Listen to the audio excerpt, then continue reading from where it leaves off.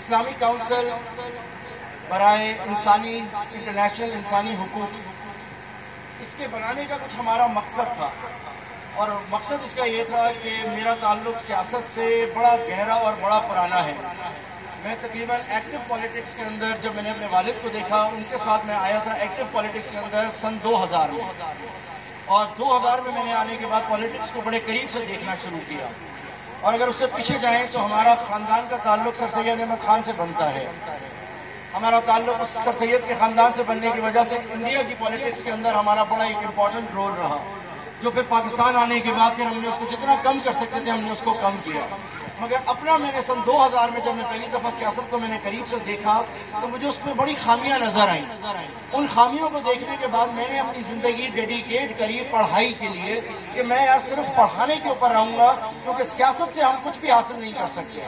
مجھے یہ فیل ہوا کہ سیاست سے ہم کچھ حاصل نہیں کر سکتے، مجھے چاہیے کہ میں پڑھاؤں اور لوگوں کو تعلیم دینے کے بعد شعور دے سکوں۔ میں اس میں چلا گیا اور میں نے سیاست سے بالکل قطع تعلق کر دیا۔ اس 10 سالہ دور کے اندر میں نے بیٹھ کے جتنا لکھ سکتا تھا میں نے لکھا، جتنا پڑھ سکتا تھا میں نے پڑھا، جتنا کمپیریٹیو ریلیجن، جتنا کمپیریٹیو سسٹمز کے اوپر میں کام کر سکتا تھا میں نے وہ کام کیا۔ اور مجھے فخر ہے، مجھے شکر ہے کہ میں نے اس بیچ میں جو 10 کتابیں لکھی وہ ساری ایک آلٹرنیٹ پولیٹیکل سسٹم کے اوپر تھی۔ مجھے بڑا فخر ہے کہ میں نے ان کے اوپر بہت محنت سے کام کیا۔ سن 2000 کے اندر جب میں وکالت کے اندر آیا تو مجھے خیال آیا کہ سیاست کے اوپر جب میں بات کروں تو میری بات کو وہ اہمیت نہیں ہو رہی تھی۔ اس اہمیت کو بنانے کے لیے میں نے ایکٹیو پالیٹکس کے اندر حصہ لیا۔ جیسے واجد نے کہا میں نے بڑی پارٹیاں چھوڑی، تو میں نے ایک ہی پارٹی آج تک چھوڑی، وہ تھی پاکستان تحریک انصاف۔ میں 2011 میں پاکستان تحریک انصاف کے ساتھ منسلک ہوا، اور پاکستان تحریک انصاف کے لیے جتنا کر سکتا تھا میں نے اس شہر میں کیا۔ اس کا پتا پتا، گلی گلی، سڑک، گٹر کے ڈھکن بھی اس بات کے گواہ ہیں کہ میں اس پارٹی کے لیے کیا کیا کرنا چاہتا تھا، کیا کیا میں نے کیا، سب اس بات کو جانتے ہیں۔ وہاں سے مجھے بڑی اچھی اٹھان ملی، میں نے بہت قریب سے سیاست کو دیکھا، بہت قریب سے مجھے سیاست کو دیکھنے کا موقع ملا۔ 2016 کے اندر میں نے اپنی سیاسی بصیرت سے 2013 کے اندر میں نے ایم این اے کا الیکشن لڑا، پی ٹی آئی نے مجھے ایم این اے کا ٹکٹ دیا۔ میں سمجھتا ہوں میں جیت گیا تھا، کیونکہ میرا 24,000 ووٹ کا اسلام آباد والی سیٹ سے جو ہے وہ چوری کیا گیا، جس کا میں نے آخر تک سپریم کورٹ تک کیس کیا، اور 100% میں جیتا ہوا تھا وہ کیس، کیونکہ ہمارا کام، ہمارے لوگوں نے جو کام کیا تھا وہ بہت اعلیٰ تھا۔ میں جیتا ہوا تھا، مگر مجھے وہاں ہار دیکھ کے بہت سی چیزیں سیکھنے کو ملی۔ 2016 کے اندر جمشید بھائی آپ یہاں بیٹھے، میں یہ بات سب کے سامنے ہی کہہ رہا ہوں، میں بنی گالا گیا، میں نے وہاں جا کے جو صورتحال دیکھی، میں نے ٹاپ لیڈرشپ کو ایک بات کہی، اور میں نے کہا کہ جس نظریے پہ آپ بات کر رہے ہیں، جس نظریے پہ میں نے آپ کے لیے شور مچایا، اور وہ تھی مدینہ کی ریاست۔ مجھ جیسے نوجوان مدینہ کی ریاست کے لیے آپ کے پیچھے آئے تھے کہ مدینہ کی ریاست ہوگی، اور مدینہ کی ریاست کیا تھی۔ ہم نے اپنی پوری پولیٹیکل کیریئر میں مدینہ کی ریاست کو ایکسپلین کیا، مگر آپ کے اطراف میں بیٹھے ہوئے لوگ اور جو لسٹ آپ کے پاس ہے اس کے حساب سے آپ مدینہ کی ریاست تو کیا، آپ کچھ بھی نہیں بنا سکو گے، اور آپ شرمندہ ہو جاؤ گے، شرمندہ کر دیں گے۔ اس وقت 2016 کے اندر شاید جو میں نے دھکے کھائے تھے، مجھے دماغ میں یہ سوچ لی، اور یہ بات میں وہاں پہ لیڈرشپ کو کہہ کے آیا، اور میں نے اس کے بعد اس پارٹی کو چھوڑ دیا۔ پھر جس پارٹی کو میں نے جوائن کیا وہ صرف اس لیے جوائن کیا کیونکہ میں کنسرن ہوں اپنے شہر سے، میں کنسرن ہوں اپنی عوام سے۔ میری عوام کا مسئلہ بڑے بڑے موٹر ویز نہیں ہے، میری عوام کا مسئلہ گٹر کا پانی ان کے گھروں سے نکل جائے وہ ہے، میری عوام کا مسئلہ یہ ہے کہ ان کے پاس ہسپتال ہو، میری عوام کا مسئلہ یہ ہے کہ ان کے پاس اسکول ہو، میری عوام کا مسئلہ ہے کہ جب وہ گاڑی میں یا سائیکل میں جائیں تو ان کو ٹریفک کا ایک پراپر نظام ملے۔ میرے لوگوں کا مسئلہ یہ ہے کہ کم سے کم سڑکیں بنی ہوئی ہوں، ہمارے گھر جو داڑوں کا شکل نہ پیش کر رہے ہوں، یہ میرے مسئلے تھے۔ ان مسئلوں کو میں نے دیکھا، ایک شخص نے آواز اٹھائی، مصطفیٰ کمال، میں اس کے ساتھ چلا گیا۔ تو میں نے آج تک زیادہ پارٹیاں نہیں چھوڑی، میں نے ایک ہی پارٹی چھوڑی، اور دوسری پارٹی بھی میں ایک ویژن پہ گیا۔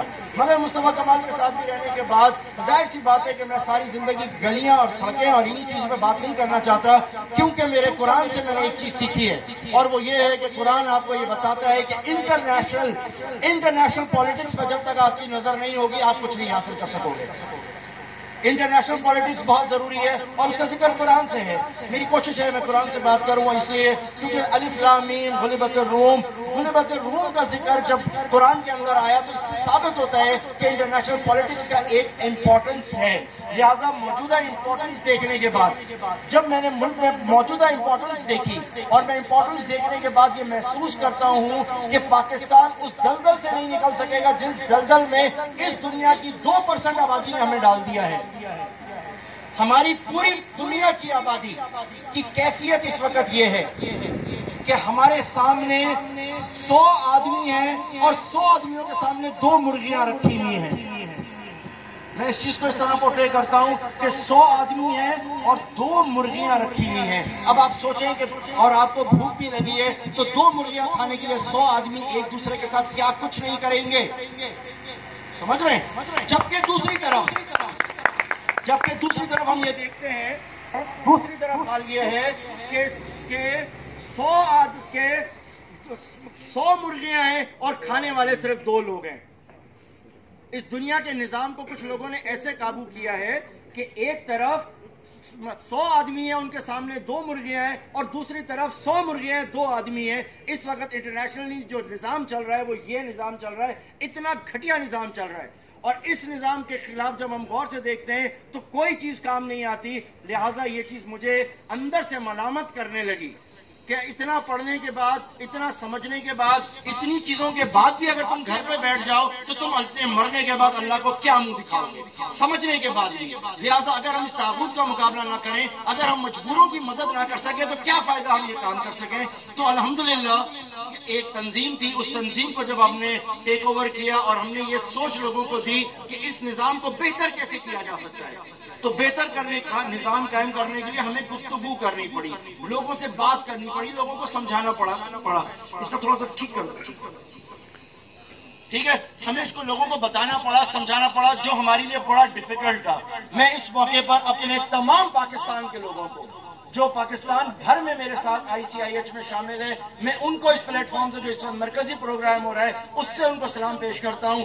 آج الحمدللہ یہ پروگرام صرف حیدرآباد ادھر نہیں ہو رہا بلکہ یہ پروگرام آپ کا لاڑکانہ میں بھی ہوا ہے، یہ پروگرام آپ کا آج جیکب آباد میں بھی ہوا ہے، ٹنڈو آدم میں بھی ہوا ہے، کراچی میں بھی ہوا ہے، یہ پروگرام آپ کا شہداد پور کے اندر بھی ہوا ہے، پنجاب کے اندر بھی ہوا ہے. ان سب کے اپڈیٹ ہماری ویب سائٹ کے اوپر نظر آ جائے گی آپ کو. ہر بندے نے یہ کام کیا.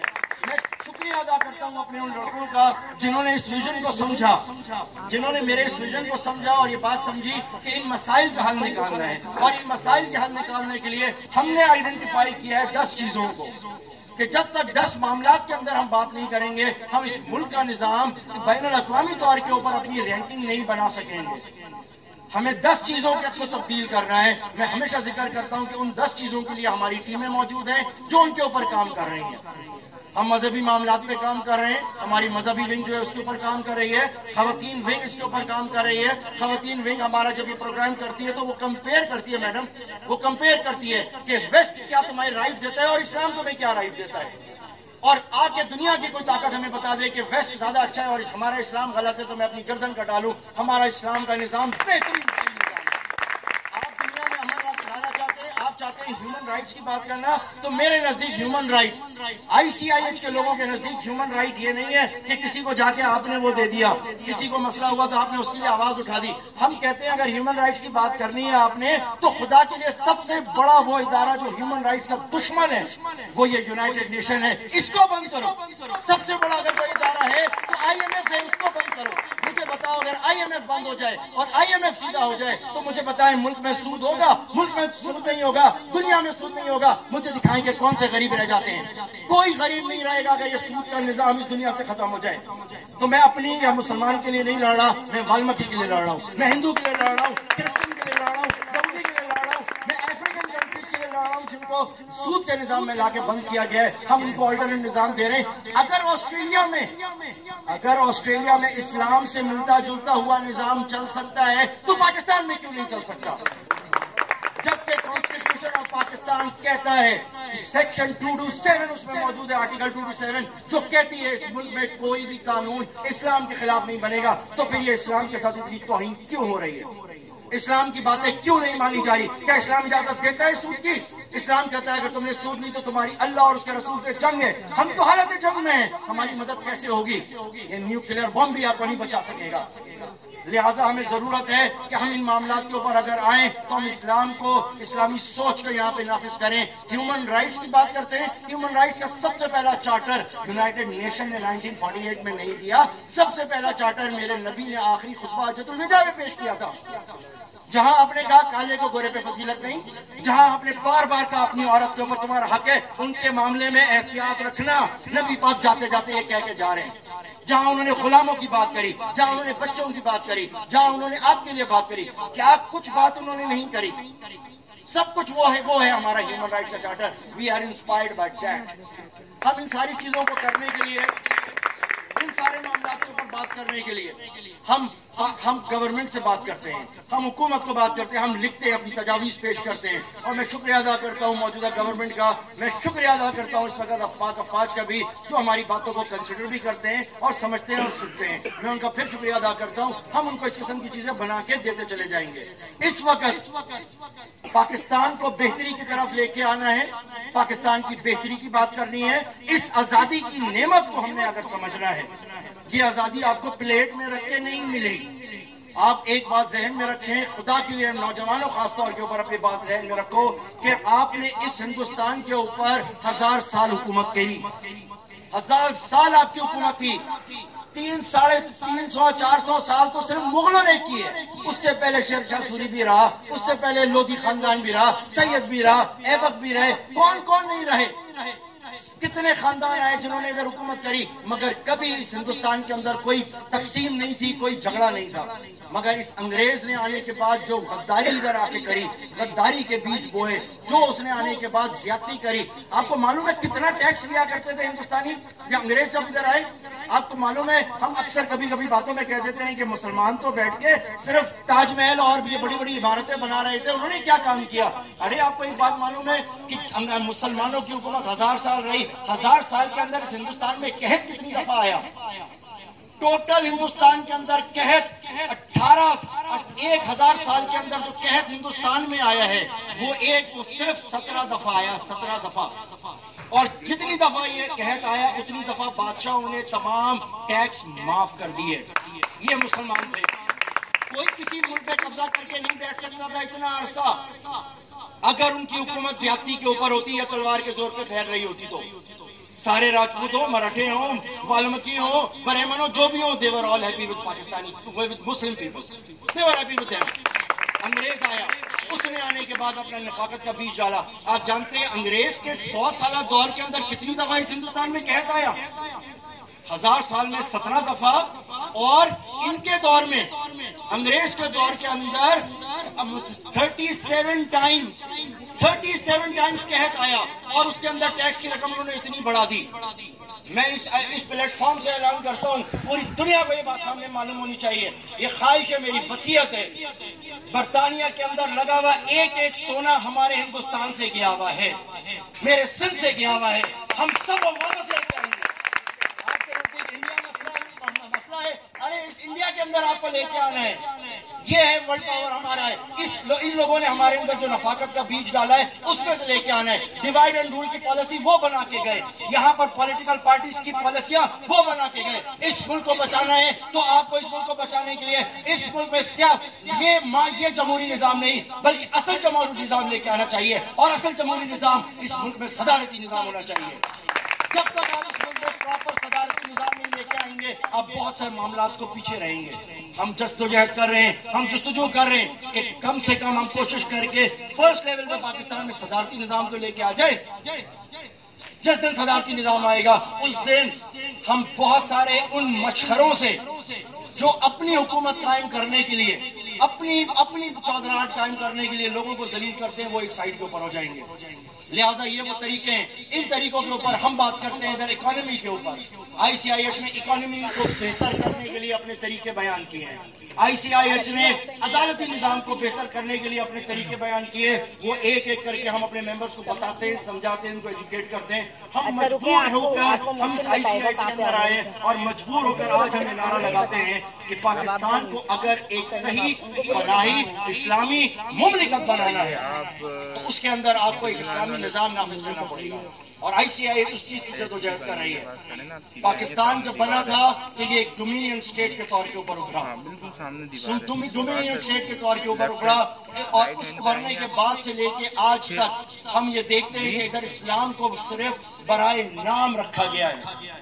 مگر ہمارا اس پلیٹ فارم کے ذریعے, آج کی کانفرنس کے ذریعے یہ مطالبہ ہے کہ اسلام کو پریکٹیکل لائف میں لے کے آیا جائے. میں ہر دفعہ یہ کہتا ہوں, میں پھر آج بھی یہ کہتا ہوں کہ اسلام سے گھبرانے کی ضرورت نہیں ہے.